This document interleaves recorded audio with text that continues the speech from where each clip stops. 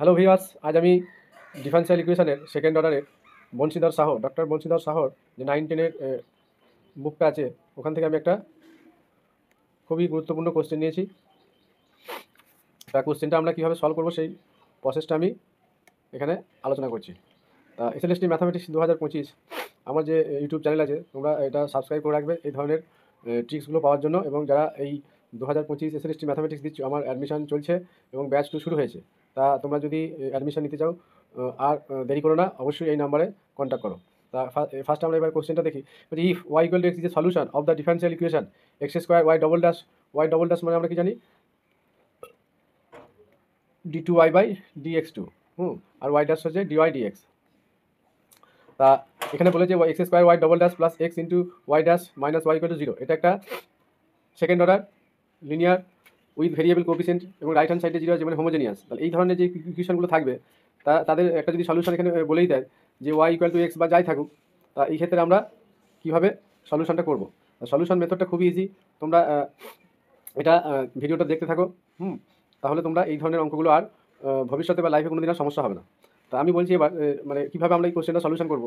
যদি Y equal two এক্সের একটা ফাংশন দিয়ে দেয়, মানে একটা পলিনোমিয়াল ফাংশন দিয়ে দেয়, সেই ক্ষেত্রে আমরা এই ধরে নেব যে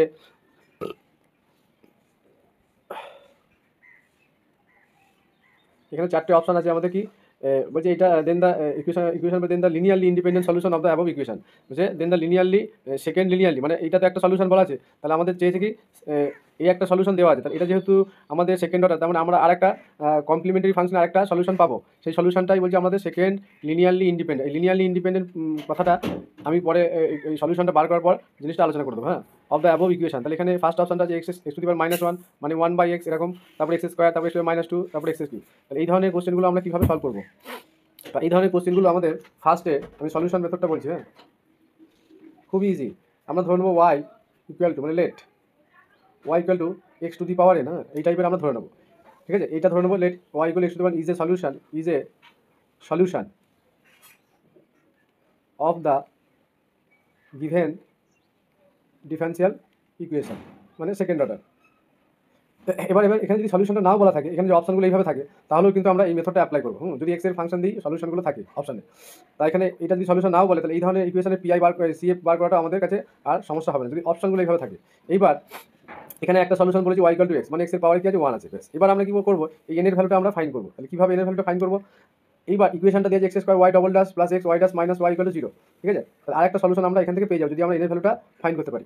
তাহলে আমরা কী করবো, এখানে আমরা ফার্স্টে ডেরিভেটিভ করবো, তারপরে ডি ওয়াই ডি এক্স মানে ওয়াই ড্যাশ ইকুয়াল টু কী হচ্ছে N into X to the power N minus 1।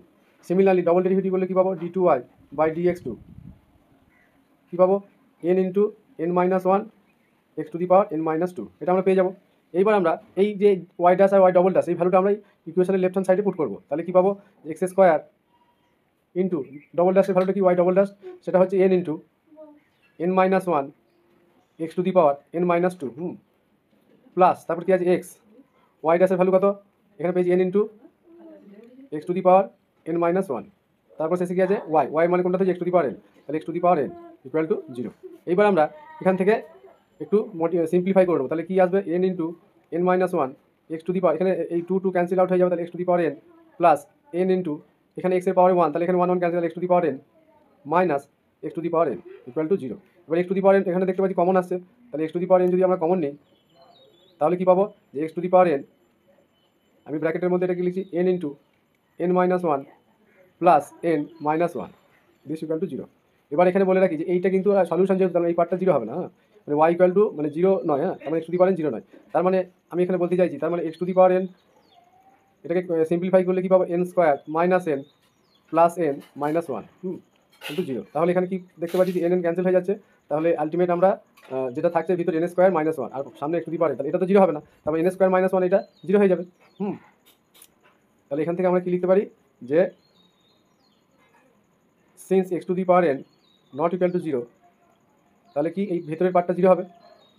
ঠিক আছে, তাহলে আমাদের ভিতরের পার্টটা 0 হবে। তাহলে আমি লিখতে পারি কি N square minus 1 equal to 0। ঠিক আছে, তাহলে এখান থেকে আমরা এনের কি ভ্যালু পাচ্ছি, N square equal to 1, this implies N equal two plus minus 1। তাহলে এবার আমরা কি দেখতে পেলাম যে এনের দুটো ভ্যালু। তাহলে এখানে যদি আমরা পুট করি, তাহলে আমরা কি দেখতে পাচ্ছি যে ওয়াই ইকুয়াল টু একবার কি আছে x to the power one মানে এক্স, তাহলে যেটা আমাদের এখানে দেওয়া আছে, আর একটা কী হবে Y equal to X to the power minus one. তাহলে অপশন এটা আমাদের কারেক্ট অ্যান্সার। এবার আমি বলি, তা আমরা এখানে দেখি যে দেখলাম যে খুব ইজিলি আমরা এটা সলিউশনটা পেয়ে যাচ্ছি। এই ধরনের যে কোশ্চেনগুলো আসবে আমরা ইজিলি বার করতে পারবো অ্যান্সারটা। এইবার এখানে সেকেন্ড বলছে লিনিয়ারলি, মানে লিনিয়ারলি ইন্ডিপেন্ডেন্ট হওয়ার জন্য আমাদের একটা কন্ডিশন চেক করতে হয়, যেটা method of variation of parameter ওই চ্যাপ্টারতে আছে। যে ওইখানে যে প্রসেসটা আছে লিনিয়ারলি ইন্ডিপেন্ডেন্ট মানে কি, এই যে দুটো সলিউশন পাচ্ছি, এটা সাপোজ ওয়াই ওয়ান আর এটা ওয়াই টু, তাহলে এই দুটো দ্বারা আমাদের যেটা রন স্ক্রিন হবে, হ্যাঁ রন স্ক্রিন সেটাকে নট ইকুয়াল টু জিরো হতে হবে। লিনিয়ারলি ইন্ডিপেন্ডেন্ট জন্য Wronskian not equal to zero হতে হবে। আমি তাহলে সেটা চেক করে দিই যে লিনিয়ারলি ইন্ডিপেন্ডেন্ট হচ্ছে কি হচ্ছে না। তাহলে সেটাকে কী হবে, রন স্ক্রিনটা কি ডাব্লিউ দিয়ে লিখি। তাহলে রন স্ক্রিন অফ ওয়াই ওয়ান মানে কি ছিল এক্স, আর একটা ওয়াই টু সেটা কত X to the power minus one, that is one by X. এবার এটার দ্বারা যদি আমরা রন স্ক্রিনটা বার করি তাহলে কী হবে, একটা সেকেন্ড অর্ডার ডেরিভেটিভ আমরা জানি এরকম করতে হয়। ফার্স্টে কী লিখতে হয়, ফাংশন দুটো লিখতে হয়, যে দুটো সলিউশন, তারপরে কি এদের ডেরিভেটিভ, তাহলে Y one dash Y two dash. এটা কিন্তু ভালো করে মনে রাখতে হবে। হ্যাঁ যদি তিনটে ভেরিয়েবল থাকতো, এই ফাংশন থাকতো, তাহলে Y one Y two Y three, তারপর Y one dash Y two dash Y three dash, তারপর আবার কি ওয়াই ওয়ান ডবল ড্যাশ, এভাবে হতো। আমি একটু লাস্ট আগে বলে দিচ্ছি, তাই কোশ্চেনটা সলিউশনের ক্ষেত্রে আমরা লিনিয়ারলি ইন্ডিপেন্ডেন্ট জিনিসটা আমি চেক করে দেখিয়ে দিচ্ছি। হ্যাঁ তাহলে সেটা আমরা কী দেখবো, যে ওয়াই ওয়ান কী ধরা হয়েছে এখানে এক্স, তারপরে ওয়াই টুটা কত মাইনাস ওয়ান বাই এক্স বেরিয়েছে আমাদের, আর এর ডেরিভেটিভ পার্টটা কী হবে ওয়ান হবে, আর এর ডেরিভেটিভ কী হবে মাইনাস ওয়ান বাই মাইনাস মাইনাসে প্লাস হয়ে যাবে এক্স স্কোয়ার। এবার আমরা যদি ডিটারমিনেন্টটা ভাঙি কী পাবো, X into one by X square minus মাইনাসে প্লাস ওয়ান বাই এক্স।